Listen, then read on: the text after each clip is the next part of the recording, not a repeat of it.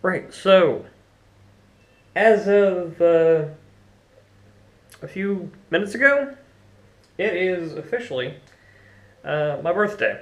I am 33, and I am in the middle of China. Literally, the middle. Look at a map. Chongqing is in the middle of China. Um, I had a number of students and coworkers who asked, "Oh, well, would you like us to take you out to eat or something for your birthday?" And I was like, "No, no, I don't think so. I'm doing nothing today because it's a Sunday and I don't work." But this did bring up a question. It's a question you get a lot in class, in conversation, from students. And the question is, are you lonely? Sometimes.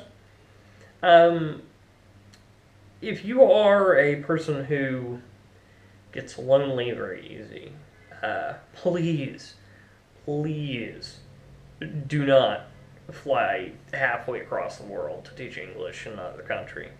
Um, because people get lonely in their hometowns. People get lonely in when they go to college. Um, if you fly literally halfway across the world, in my case, to teach English, you're gonna get lonely. You're gonna get frustrated at times. But overall, you don't have to be. The people here are very nice. Your coworkers are very nice.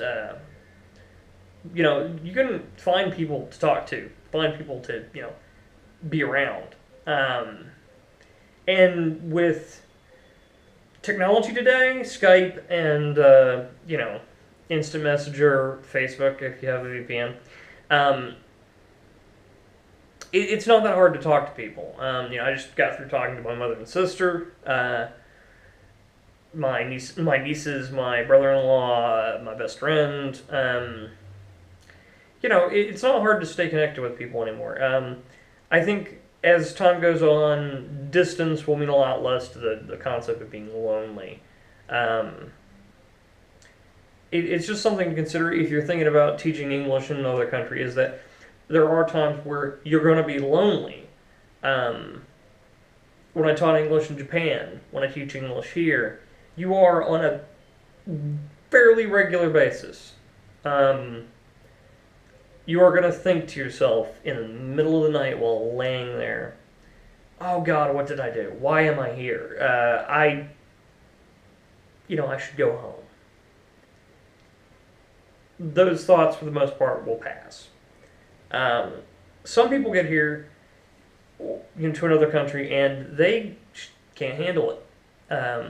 When I taught in Japan, we had a young man who arrived, you know, presumably paying $1,000 because that's about what it takes to fly to Japan.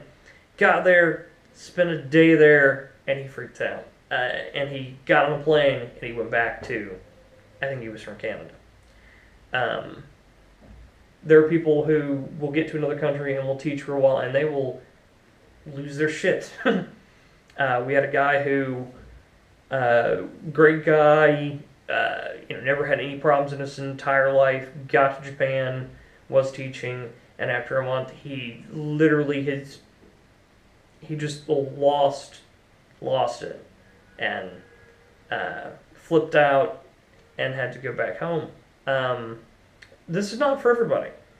Um, there are certain kinds of people that just will not do well in this environment. And if I had to come up with a good explanation as to what it is that makes it a good idea to do this or not, it's that you have to have a very well-defined sense of self to do this. Um, if you don't, you kind of get overwhelmed. You kind of get lost. You have to know who you are. You have to know what you're capable of, and you have to have a very strong sense of self. That more than anything else, I think. It helps to be a person who can be alone. It helps to be a person who can occupy themselves with their mind. But sense of self, I think, is the most important part. Yeah, happy birthday to me.